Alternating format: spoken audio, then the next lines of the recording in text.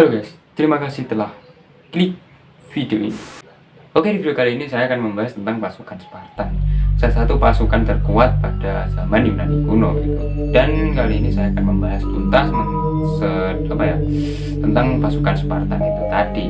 Oke, langsung saja kita ke pembahasannya. Pasukan Spartan adalah pasukan militer di negara Spartan yang merupakan salah satu negara terkuat di Yunani kuno.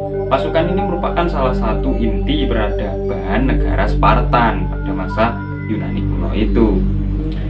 Yang tujuannya utama dari tiap penduduknya adalah menjadi prajurit yang kuat. Jadi kota Spartan melaksanakan latihan militer bagi warganya sejak mereka masih kanak-kanak. Jadi ceritanya pas waktu masih kanak-kanak sudah dilakukan latihan militer. Spartan menjadi salah satu pasukan tempur terkuat di dunia pada masa kejayaan abad 4 sampai 6 Masehi. Sudah secara umum dianggap bahwa satu prajurit Spartan sama berharganya dengan satu prajurit di negara lain itu. Jadi pasukan Spartan ini salah satu pasukan termahal itu. Satu yang meninggal harganya bisa mencapai puluhan sampai ratusan dari prajurit di pasukan yang lain. Pada zaman Mykenai, catatan tertua mengenai keterlibatan Spartan dalam perang adalah sebagai Ilyich.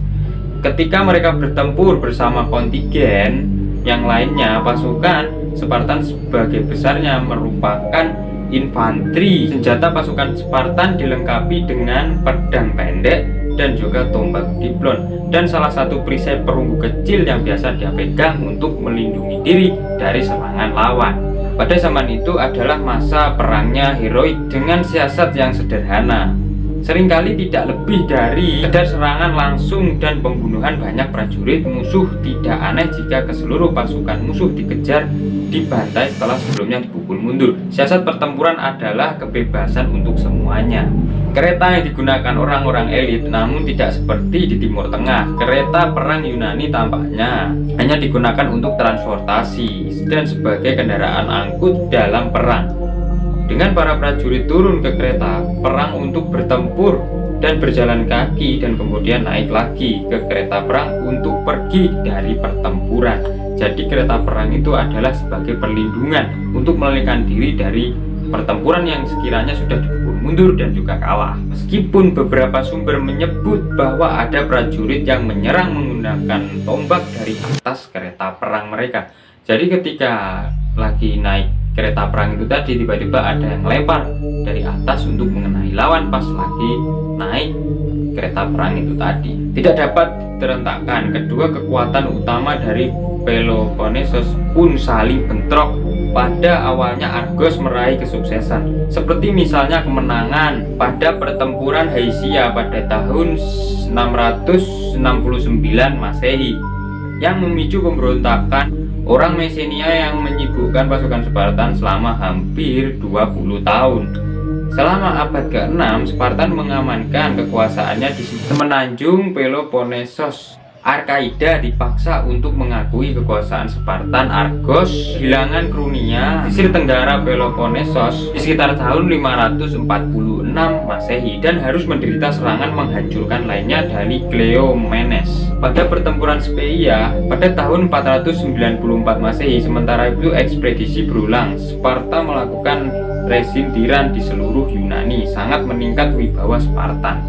Jadi mereka diakui pasukan terkuat. Pada awal abad ke-7 sebelum Masehi, Sparta tidak lagi bertanding di Yunani Selatan sebagai kekuatan unggul hegemon dari Liga Peloponnesos yang baru didirikan. Secara karakteristik lebih dikenal orang-orang sezamannya sebagai bangsa Lakadiamon dan sekutunya gitu. Perang Persia dan Perang Peloponnesos. Pada akhir abad ke-6 sebelum Masehi, Sparta diakui negara-negara kota kuat di lainnya.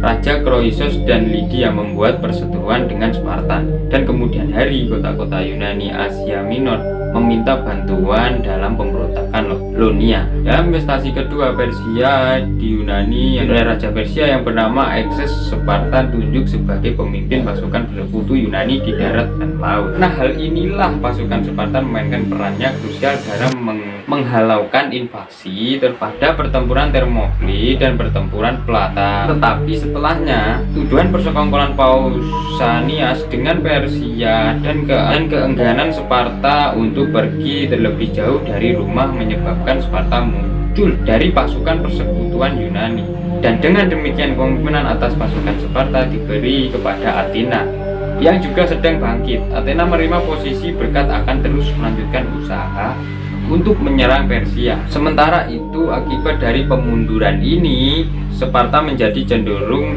isolasionis. Kecenderungan isolasionis ini lebih jauh lagi diperkuat oleh adanya pemberontakan oleh beberapa sekutunya dari gempa bumi besar pada tahun 464 sebelum Masehi yang disusul oleh pemberontakan berskala besar yang dilakukan oleh para Helot Messenia.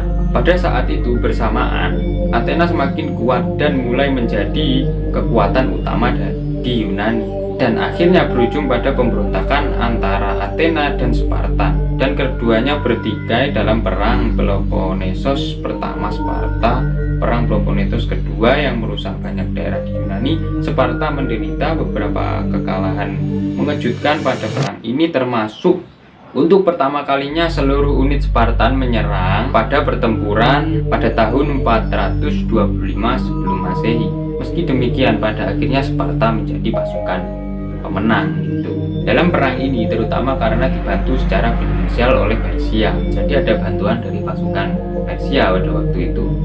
Di bawah kepemimpinan admiralnya, yakni yang bernama Lisandros, armada Peloponnesos yang dibiayai oleh Persia berhasil menaklukkan kota-kota sekutu Athena, dan kemenangan tak pada pertempuran laut di Aigos Fatimi akhirnya memaksa Athena untuk menyerah. Kekalahan Athena menjadi Spartan sebagai negara yang memiliki kekuatan palong dominan di seluruh Yunani. Jadi ketika dia sudah mendapatkan gelar kemenangan dari pasukan Athena, barulah dia menjadi salah satu pasukan terkuat di Yunani kuno gitu pada masa itu. Mungkin cukup sekian untuk pembahasan kali ini. Bila kalian suka dengan video ini, jangan lupa dikasih tombol like, jangan lupa pula untuk komen, share, jangan lupa pula untuk subscribe dan aktifkan lonceng notifikasinya supaya kalian nggak ketinggalan setiap saya ada video uploadan terbaru. Oh ya, dan saya Randy, terima kasih telah menonton, and bye.